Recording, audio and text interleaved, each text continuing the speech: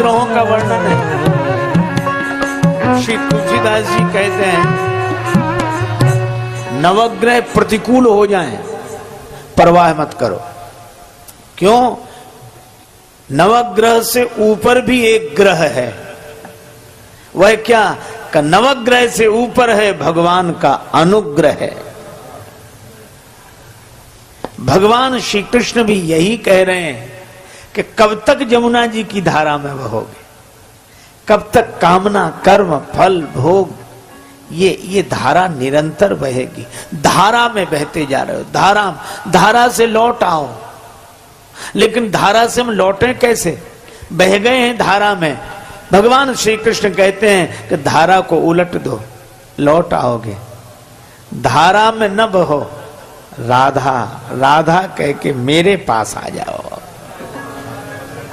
धारा में न बहो, राधा राधा राधा कहकर मेरे पास आ जाओ। मैं निमंत्रण दे रहा हूं। भगवान श्री कृष्ण जमुना जी में के जल में खड़े हैं और हाथ से इशारा कर रहे हैं, आ जाओ आ जाओ।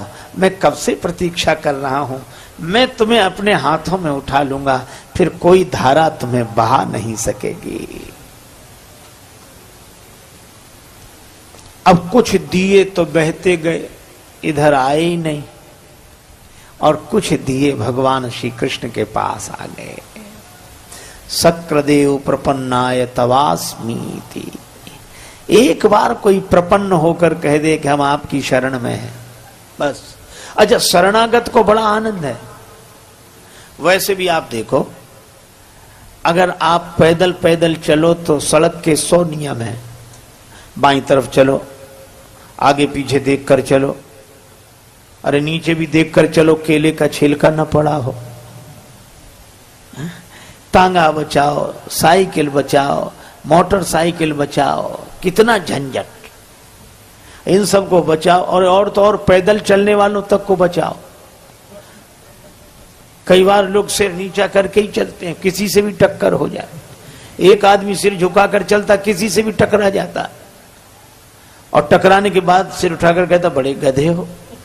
लोग हंसते हैं कि ये कैसा आदमी खुद ही तो टकराता है और सामने वाले को गधा कहता है। एक दिन वो आदमी सिर झुकाए जा रहा था, संयोग से गधे से ही टक्कर हो गई। तो सिर उठाकर बोला बड़े, और जो देखा बोले अब आप तो आप ही हैं, अब आपसे क्या कहना।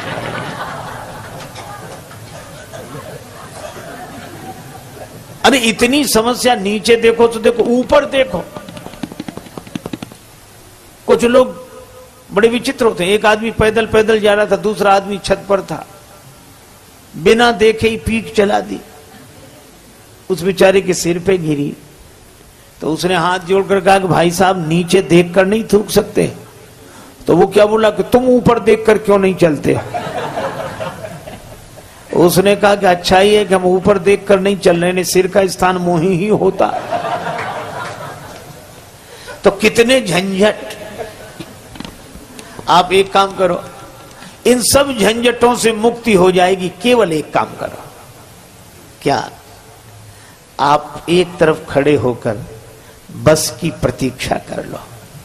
पीछे बस आ रही है, आप तो विश्वास का टिकट लेकर श्रद्धा की सीट पर बैठ जाओ।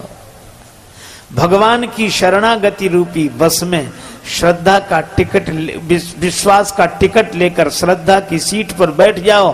तो चाहे आगे देखो, चाहे पीछे देखो, चाहे दाएं देखो, चाहे आंख मीच के सो जाओ, चाहे अखबार पढ़ो, और आपकी यात्रा होगी होगी, अवश्य होगी। क्योंकि अब जिम्मेवारी उसकी है जो आगे बैठकर बस चला रहा है। भगवान श्री कृष्ण कहते हैं मेरी शरण में आ जाओ। सर्वधर्मान परित्यज्य मामेकं शरणं व्रज, अहम त्वया सर्व पापेभ्यो मोक्षयिष्यामि मा शुचः। मेरी शरण में आ जाओ, मेरी शरण में। अच्छा, कितना देखो, हम लोग रेलगाड़ी में वही करते हैं जो घर में करते हैं। घर में भी सोते हैं, रेलगाड़ी में भी सोते हैं, रिजर्वेशन है तो सोएंगे, भोजन करते हैं, गपशप करते हैं, लेकिन घर में पड़ा रहने वाला कहीं नहीं पहुंचता। घर में पड़ा रहने वाला कहीं नहीं पहुंचता, लेकिन रेलगाड़ी में बैठा हुआ व्यक्ति कहीं बैठता है, कहीं पहुंचता है। इसी तरह हम लोग घरों में भी वही करते हैं जो श्री वृंदावन धाम में कर रहे हैं, लेकिन घर में रहने वाला कहीं नहीं पहुंचता, पर वृंदावन धाम में रहने वाला कहीं का कहीं पहुंच जाता है। जिम्मेवारी भगवान की है। भगवान कहते मेरी शरण में तो आओ, मैं बुला रहा हूं। भगवान कहते मैं खड़ा हूं। हर मंदिर में भगवान खड़े हैं, तैयार खड़े हैं स्वीकार करने के लिए, शरण देने के लिए। तो कुछ दिए भगवान के चरणों के पास आ गए।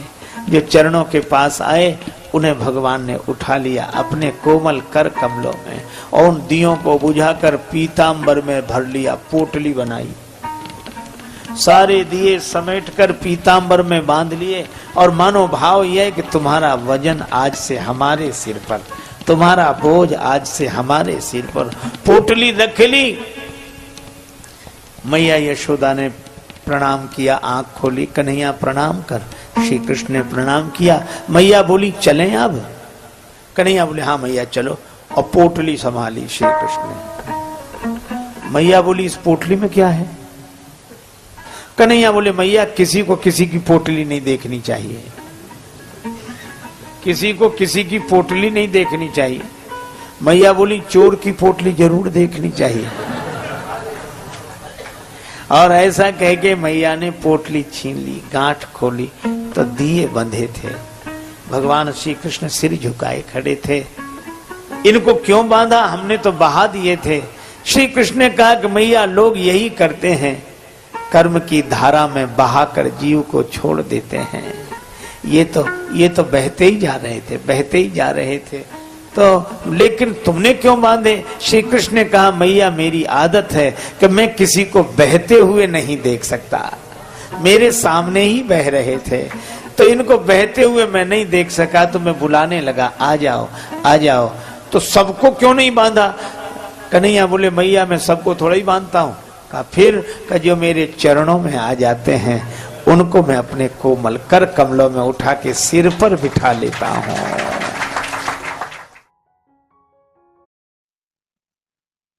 तो हमने ये कथाएं सुनी स्वामी राजेश्वरानंद जी महाराज द्वारा। बहुत ही सुंदर तरीके से इन कथाओं का वर्णन उन्होंने किया है। उम्मीद है आपको ये कथाएं बहुत पसंद आई होंगी। अगर आपको ये कथाएं पसंद आई हैं तो चैनल को सब्सक्राइब कीजिए, वीडियो को लाइक और शेयर कीजिए, ताकि इस तरह की प्रेरक और हास्य कथाएं हम आपके लिए लेकर आते रहें। आपका बहुत बहुत धन्यवाद।